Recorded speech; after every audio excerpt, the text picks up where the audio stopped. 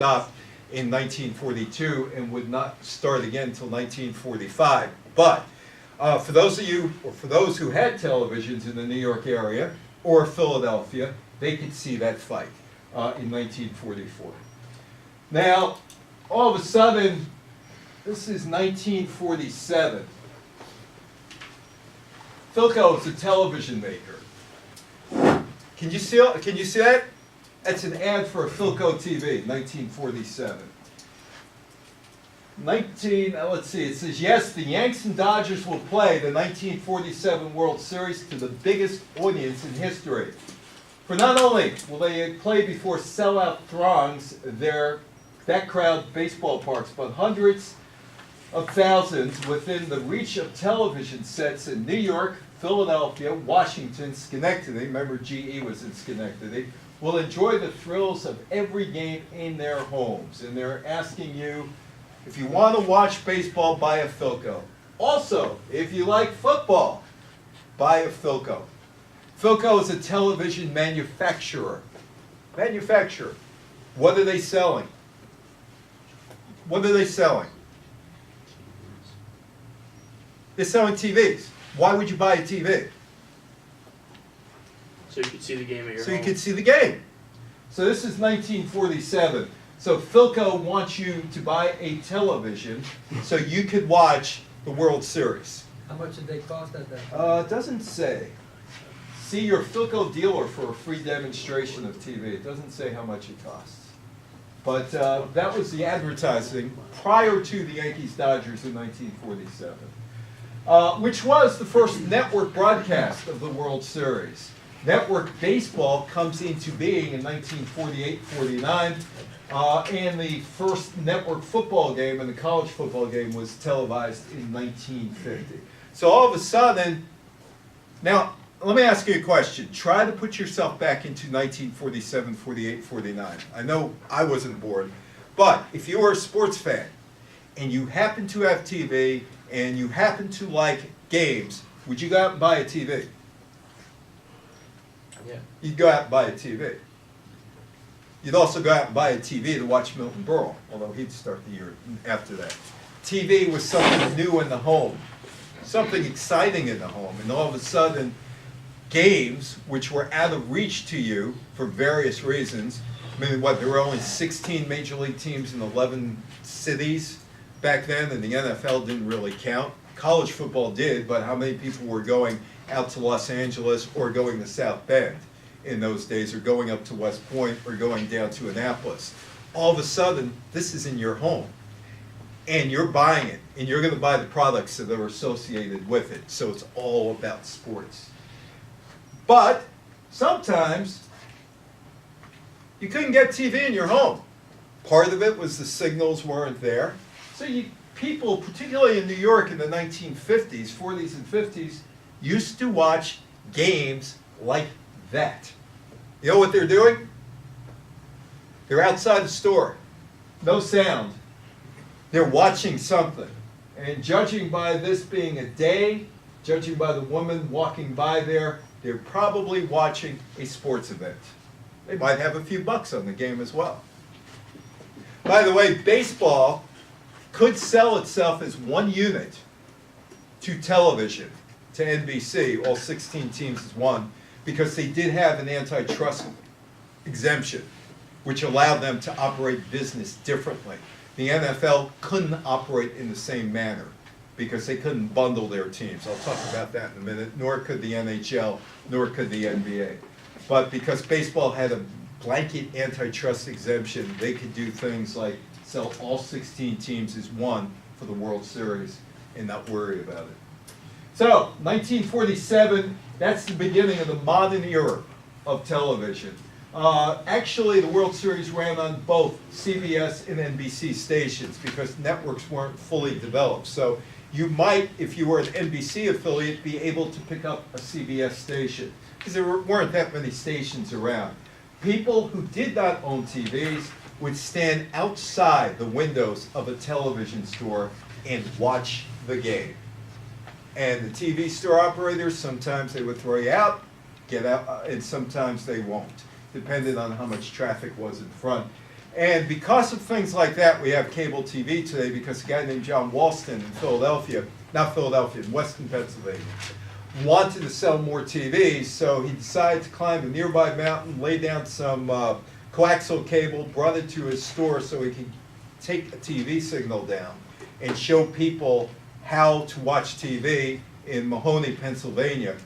And he sold TVs, and they brought from the station antenna down the mountain cable into a television, into a house, about 1947, 48, and that was the start of community antenna TV or cable TV with John Walston out in the West. Dumont. None of you in here has ever heard of the Dumont Television Network, huh? You know what Dumont was?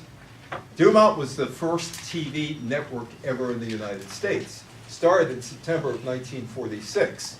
Now, I'm not going to go through all of Dumont. Dumont lasted only about 9 years because they couldn't get stations to sign on to become Dumont stations, and I'm not going to go through all of that.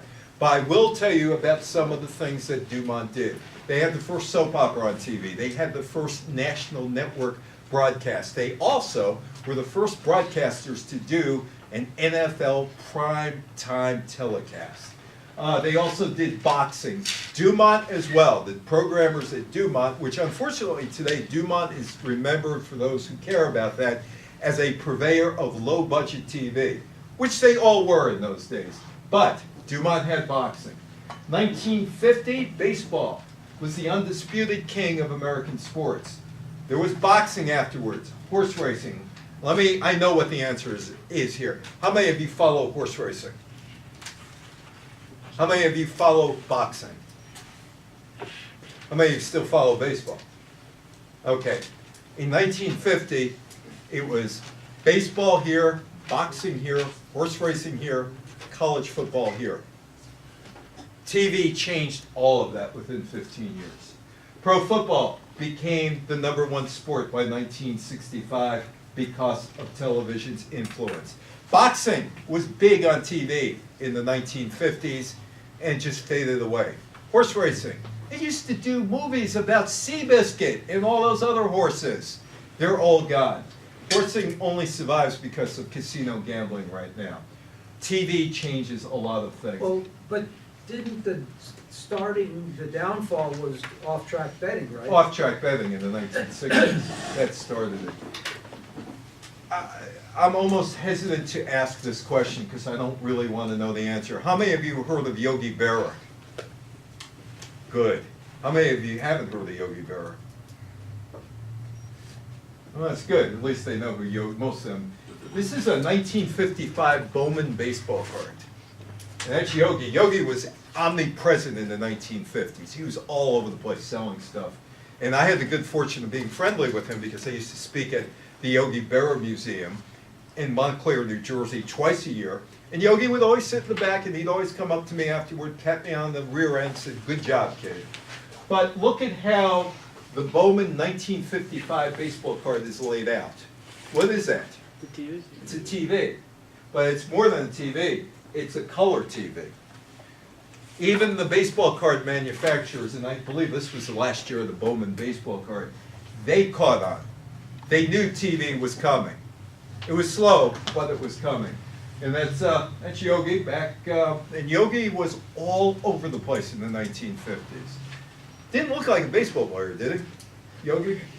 But Yogi was a major part of my generation. I'm 63 years old, and you can only imagine when I befriended Yogi how happy I was, and it was really cool to be Yogi's buddy.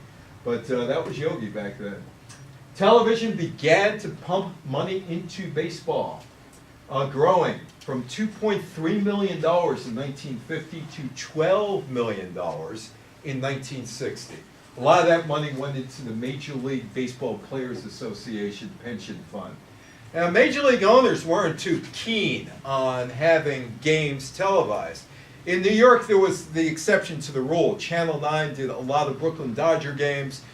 On Channel 11 in New York, it was Yankees and Mets games. Chicago on Channel 9, WGN, Chicago Cub games. But when Walter O'Malley moved the Los Angeles Dodgers from Brooklyn to Los Angeles, the Brooklyn Dodgers, Walter O'Malley only put 18 games on a year. 9 games against the San Francisco Giants and 9 other Sunday games. His reasoning, if I put the games on for nothing in Los Angeles, people will not come to the baseball park. And he wasn't the only one who thought that way. There was sinking attendance in the 1950s. There were other things to do. But TV money soon outstripped the live gates, and TV began to call all the shots in sports.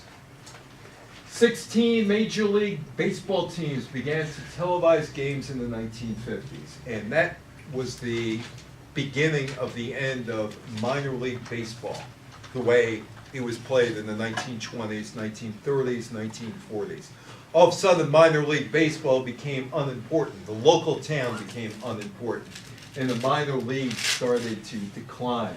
1949, there were 59 different minor leagues.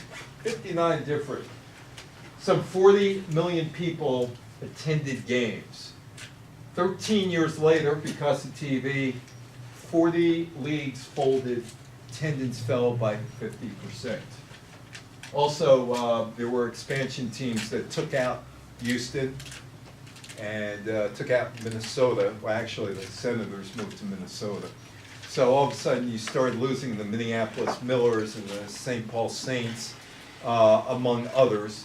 The Houston Buffs, all of a sudden, are gone because they're in the major leagues by this point. So television takes a lot away from the minor leagues. Money. Talked a lot about money, right? Awful lot about money. University of Pennsylvania, ABC, which had about 14 stations at the time. ABC gives them $150,000 for home games over a period of years. Dumont gives Notre Dame $185,000 for home games. Notre Dame still has an over-the-air TV contract with NBC. Sports officials thought television was going to ruin sports. I'm going to give you a yogiism here. You've heard yogiisms, right? Yogiism. Nobody goes to that restaurant because it's too crowded.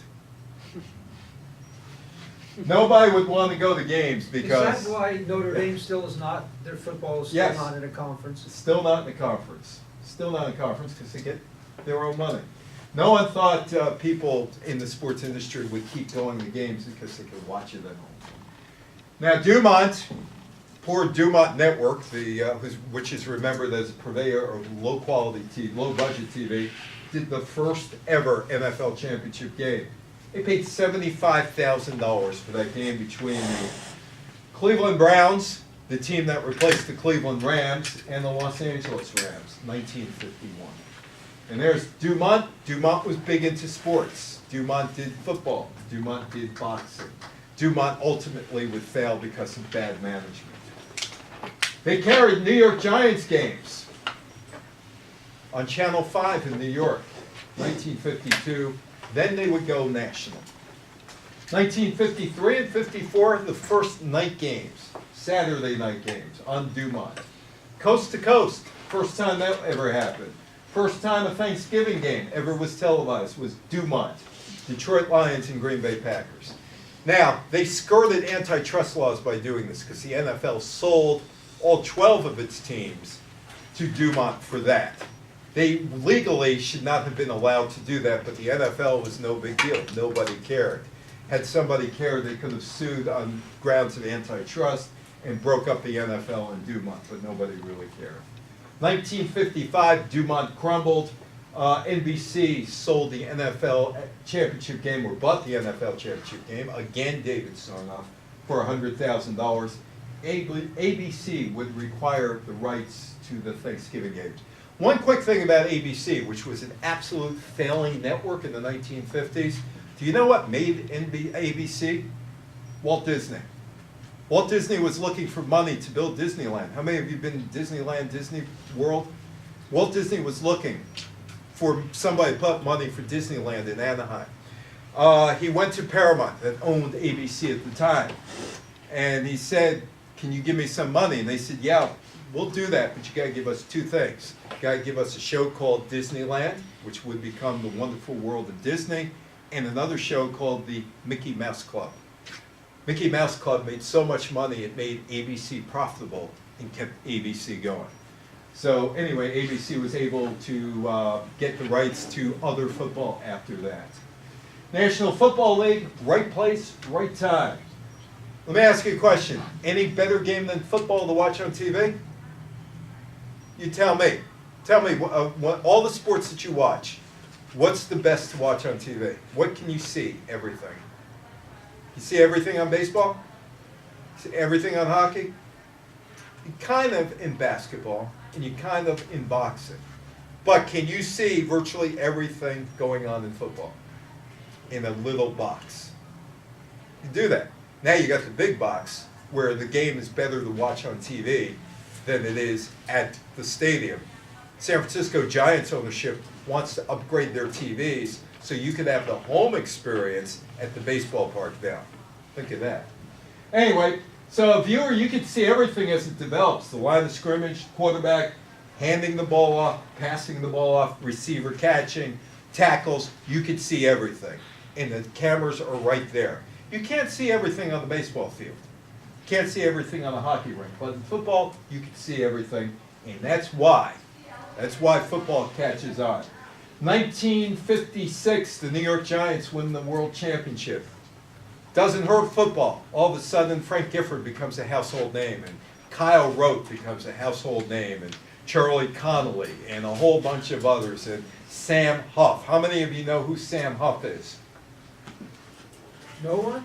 No one? Sort of an iconic football player. Well, we're going to talk about that, him in a minute. The greatest game of all time, 1958. I cringe to ask this. How many of you heard of Johnny Unitas? Good.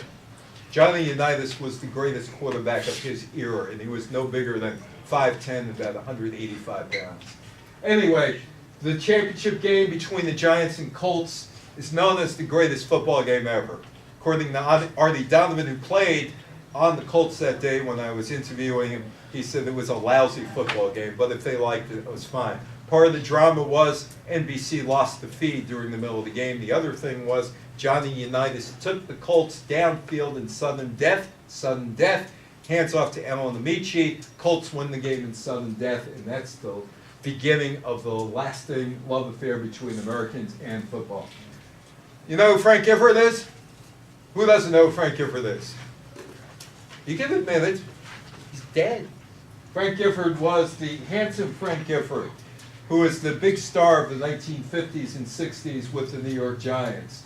The Giants were the darlings of Madison Avenue advertising. Frank Gifford, handsome Frank Gifford. Football games acceptance. By 1960, this is one's going to really get me cringing. How many of you heard of Walter Cronkite? I quit. I'm leaving. No, we've got some, yeah. You've heard of Walter Cronkite? No. You've heard of Walter Cronkite? Yeah. You know he was the most trusted man in America at one point. Okay, Walter Cronkite was a newsman. Well, that's because you really only had 3 news stations. This was before 24-hour news Yeah. cycle. Yeah, Walter Cronkite was the most trusted man in America. Like you had Huntley Brinkley, you had Howard K. Smith, and you had Walter Cronkite. Cronkite was on CBS News. He became the most trusted man in America on November 22nd, 1963, when John F. Kennedy was assassinated. He was on air reading that the president is dead. He took off his glasses, he shed a tear, put the glasses back on, and old Iron Pants was back in the saddle. For that, because he was able to show emotion, he became the most trusted man in America. And if you do watch CBS Evening News to this day, you see the video of that. Anyway, Walter Cronkite hosted a show called The 20th Century. 20th Century, and they decided to do something on football. Now, CBS is getting closer to the NFL, working with the NFL with their affiliates in many cities. So Cronkite is on, and they do a show called do a segment called The Violent World of Sam Huff. But before I get to The Violent World of Sam Huff, this is how TV calls the shots. This is important. CBS pays $500,000 to the owners of the Chicago Cardinals, now the Arizona Cardinals. So the franchise moves to St. Louis in 1960. The money allegedly goes to Cardinals ownership to move grandstands from Comiskey Park in Chicago to St. Louis. They really didn't need the grandstands in St. Louis. But more importantly, CBS is now able to finally show Chicago Bear road games in St. Louis because, or rather with them in St. Louis, because all of a sudden Chicago only has one team and there's no blackout. Home games were blacked out because the owners were afraid, with reason, that if you showed games locally, home games, there'd be less attendance. The Los Angeles Rams went through that in the early 1950s. One year they did have about 100,000 a game. The next year they put home games on TV and it dropped in half. So all of a sudden they were able to run 6 Chicago Bear road games finally in Chicago because there was no Cardinals there anymore. And the Cardinals franchise actually would play 2 home games a year in Minneapolis or Buffalo so Chicago could get a couple of Bear games on. So all of a sudden, CBS, Bill Paley, here's $500,000, get out of town. Good, we got 6 Bears games. We'll make that back on advertising. The Chicago Bears and the Cardinals weren't seen very often on TV. The final years. Quick, Yeah. you mentioned Bill Paley. Yeah, Just quick. Bill Paley was the head of CBS. He founded CBS in 1927 with WCAU Radio in Philadelphia. Moved on to TV, CBS, Columbia Broadcasting System. So the Cardinals would play the equivalent of 8 road games a year and 4 games at home. John David Crow, who won the Heisman Trophy in 1957. I asked him once after playing at, I think it was Texas A&M, where he was, and he won the Heisman Trophy. I said, what was the difference between playing college and pro? He said, besides taking a pay cut, it was semi-pro football, the NFL, compared to college football in those days. Okay, I'm going to go through a 5-minute segment here. 5-minute segment of golf. How many of you watched the Masters? Okay, so you know Tiger Woods won this. Golf was a minor sport until television in the 1950s. I cringe to ask this question too, but do you know who these guys are? That's Arnold Palmer, and that's President Dwight D. Eisenhower, who was president between 1953 and 1961, who played a lot of golf and actually played football at the military academy back in the 19-teens. 1953, the first golf tournament was broadcast nationally. It was called the World Championship of Golf. It was televised an hour a day on the ABC network, which had 14 stations. How many of you had this? So you do know who Arnold Palmer is. So that ain't good? Yeah, it's delicious. It's amazing. You like it, huh? Love it. Yeah. Okay, but did you know who Arnold Palmer was? Yeah. You did? Before he became a camp. Yeah. Anyway, so... I think I may have mentioned that with the beginning of IMG. yeah, well, I'm not going to talk about IMG No, no. except in passing here. Okay. Arnold Palmer is the son of a guy by the name of Deacon Palmer, who is the professional at a 9-hole country club in Latrobe, Pennsylvania. He wanted to be a pro golfer. There was no money in pro golf until Arnold.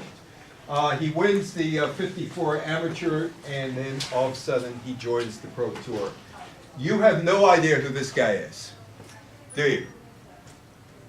This is the guy who changed golf, and tennis too on TV, but mostly golf. His name is Frank Charkanian. He was a director at CBS TV. He called the shots. Whatever shot you saw on TV, the Ayatollah called the shots. He was nicknamed the Ayatollah. Here's another name I'm hesitant to bring up. Pat Summerall, remember him? Announcer, did Super Bowls with John Madden. Do you know who John Madden is? Yeah. Okay, I work with John. I'll tell John you know who he is. Anyway, Chicadian, nicknamed the Ayatollah. The Ayatollah took over Iran in 1979, and Summerall thought he was as powerful as the Ayatollah, and he was in the golf deal. Now, let me ask you a question. You watched golf, right, yesterday? you watched it and you hear the ball going into the holes, and you watch all kind of angles and all that, was Charkanian, who changed camera angles. He put reporters all over the place on the grounds. He wanted to try and capture the sounds, the club hitting the ball. You hear the club hitting the ball, right? To this day. The ball falling into the cup, you hear that sound. That was the beginning of the modern age of golf coverage. He changed the way the scores were delivered to par instead of total. So you know somebody is under par. You don't know 273, but you know one guy is 3 back, 4 back. It was Frank who did that. Arnold You should also Palmer. mention that he tried bird calls too, but he Yeah, got bird caught. calls. Well, that too. Here's Arnie. Arnie was in the Coast Guard, but he ended up having what was called Arnie's Army.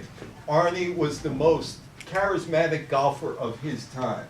People absolutely loved him. It was Palmer's relationship with the Masters and the television screen that propelled golf into the modern age. And it was Charkanian who produced 38 of those telecasts from 58 to 96. But also, Yeah. sorry to keep interrupting, Yeah. but also the importance of endorsements Yeah. Well, that would come after really this. started Yeah. with Palmer and Yeah. IMG. Yeah. Charkanian said, Palmer absolutely fired up the screen. Palmer also made the British Open. Americans didn't go to the British Open. Only 4 Americans made the field in 1960. Palmer won the Masters that year, and he wanted to match Ben Hogan 3 for 3 for the majors in 1953. He lost by 1 stroke. But the fact that he showed up brought American golfers there. Palmer going there with other Americans. There's also a network called ABC. ABC is growing and growing and growing. They're not at CBS level. They're not at NBC level. Roone Arledge, who cut his teeth with the Dumont Network. Do you know who Roone Arledge is?